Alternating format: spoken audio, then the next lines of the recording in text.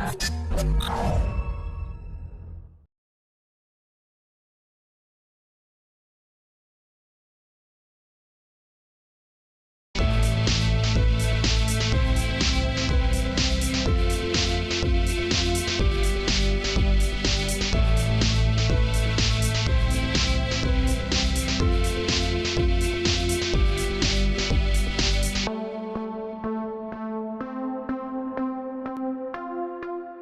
studio behind the Uncharted series envisioned a post-apocalyptic future in this new title, The Last of Us. But will Joel and Ellie's storyline win over our hearts, or should Naughty Dog have just played it safe with Uncharted 4?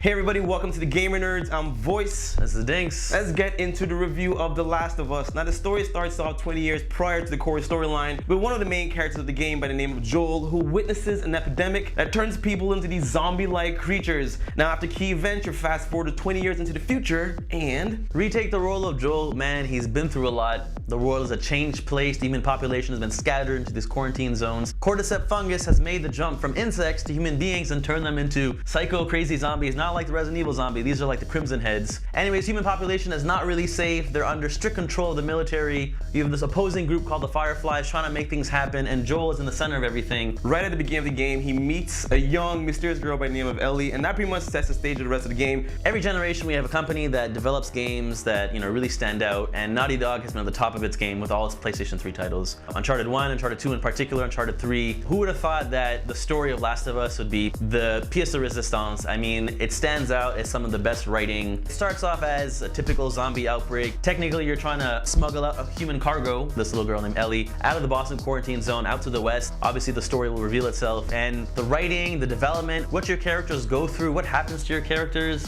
Games aren't supposed to do this, and Naughty Dog has done something fantastic here. Everything you hear about The Last of Us, the hype, it's well warranted. The story about this game is absolutely the best part, and just the interaction between Joel and Ellie, the way their relationship goes all the way till the end of the game, it's something that's unheard of, and it's one of my favorite stories I've ever seen in any game ever. I'm just gonna pretty much mirror exactly what he said. Yes, initially it is about this epidemic, and it is pretty much the driving force of the rest of the game, but really where Naughty Dog really focuses their attention, like you said, is this relationship between Ellie and Joel. It starts off as this very reluctant relationship, but kind of a means to an end for the both of them. But as it grows, it becomes much more deeper. The emotions between the two of them are just really fleshed out. You become really invested into these characters, and Naughty Dog did this by either through their cutscenes or just direct dialogue and just fantastic dialogue, or even just little banter while you're exploring through the game, kind of like they did in Uncharted, but really much more emotional. Subtleties in their facial expressions, subtleties in their tone inflections. I mean, by the end of the game, I was so immersed into it. Naughty Dog also kind of jumps into different themes. They really explore humanity in a sense, how people kind of react under these situations, to see what survival really means and what it means to different kinds of people. No, you see what human beings are driven to do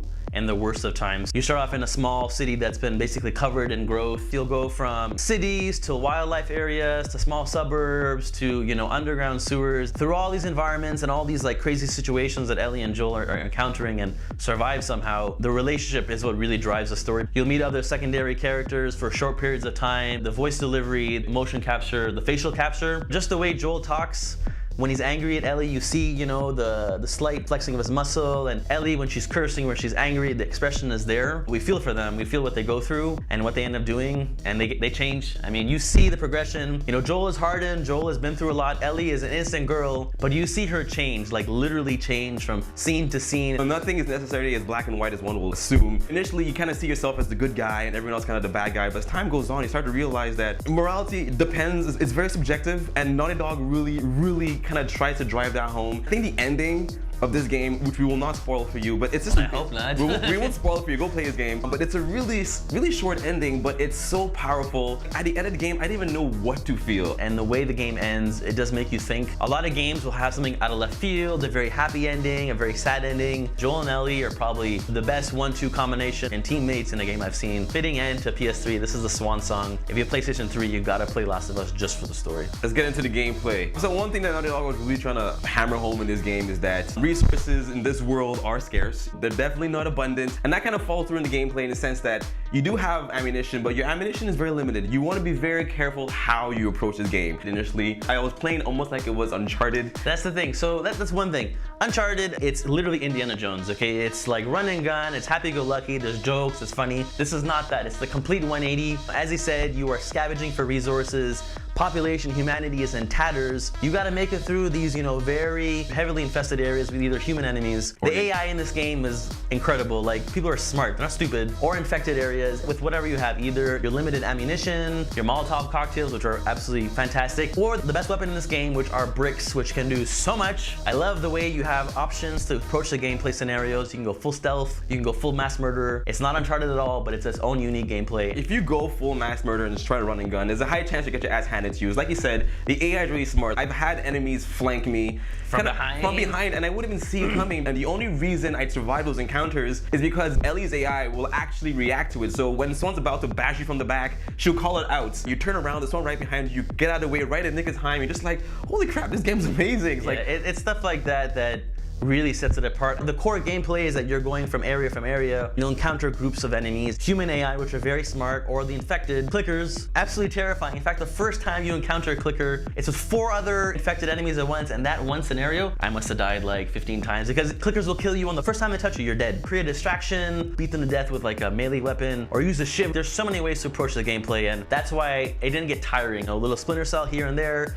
a bit of Uncharted. The way it's spaced out and what you do in between and the exploration and the characters, I mean, it worked well and I loved every moment of it. One of my favorite things to do in this game was really just stalk my prey. You have to be really strategic, right? One thing about this game, it's really brutal. If you play in this game more stealth-like, you go behind an enemy, you'll strangle them to death. If you actually watch yourself strangling the enemies, it's just kind of intense. It kind of sets me back. I'm like, what am I doing? This is so wrong. Or like, he takes his shiv and he stabs them, or when you're going into full combat, he'll smash people's faces into the wall, into the side of desks, he'll stomp their faces into the floor. Or he'll punch you in the throat and stuff. Like, Joel's a bad guy and he's done bad things, but he does it because he has to. I just had one tiny issue, and whenever I was playing more stealth-like and I had, for example, Ellie with me, I guess an enemy would walk by and she would literally walk right in front of the enemy and they don't even see her. But it just seems really weird that sometimes your third-party AI will just casually walk out in the open and there's like a clicker, there's a bloater there and stuff. If the enemy saw that and that caused problem, oh my god. Totally breaks the immersiveness, but at least it doesn't affect your... No, okay, I get it. If you died because your AI was that dumb, man, the game would be different. It would piss me off, but like, it's because this game is so amazing on all fronts that this little game-breaking moment kind of always pulled me out of the experience. I'm just like, Ellie just walked in front of the soldier.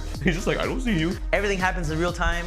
The weapon crafting, your healing. So nothing waits for you, especially when the enemies are rushing you, when you later meet runners. So they'll just come in droves and they'll keep, attracting noise, and then the clickers will come, and then the really horrible bloaters, which I hated. The gameplay, it's great. It doesn't do anything that hasn't been done before. The story brings you along, the settings change, you meet new characters, and that's why I kept wanting to play. The gameplay is up there, a few little hiccups. I played the multiplayer, and usually these kind of games, I always ignore the multiplayer because they're never that good. But in this game, I have to admit, this is actually a well thought out multiplayer. I like the fact that it's a little more strategic, more slow paced. It kind of plays kind of like you're playing single player missions. I like this form of multiplayer. It's not, run, gun, go crazy. Getting to the way the game looks and sounds, we kind of already touched a lot on this already, but this game... we cannot say enough. Last of Us is a beautiful game. I mean, literally, the first time you step up on the rooftops of the Boston quarantine zone, you see the Capitol building in the distance. It's real time, beautiful lighting. Mother Nature has taken over the city. It's lovely. And even when you're underground and there's spores everywhere, oh my god, everything about this game, the whole package, the sound,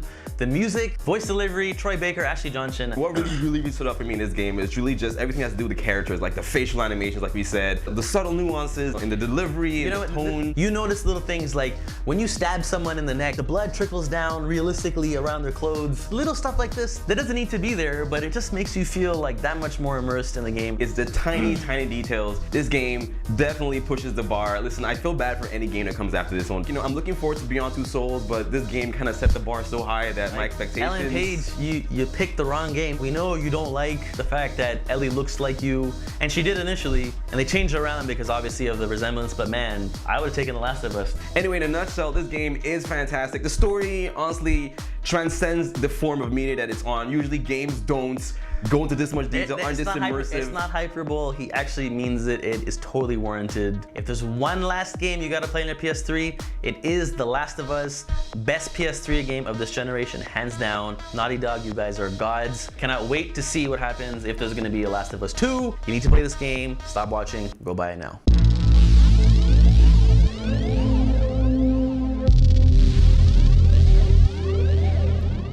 Will The Last of Us be that game you guys will be talking about for generations on?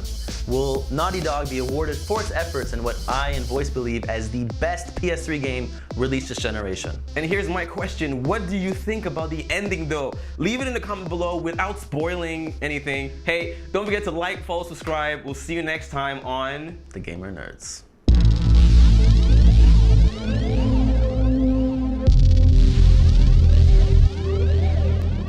Give it to you? Huh? Yeah, sure, Joel. Go ahead. Take my card. Take all my food, too, while you're at it. By the looks of it, you could lose some of that food. You listen to me, you little shit. No, fuck you! You handcuffed me! I need you to shut up.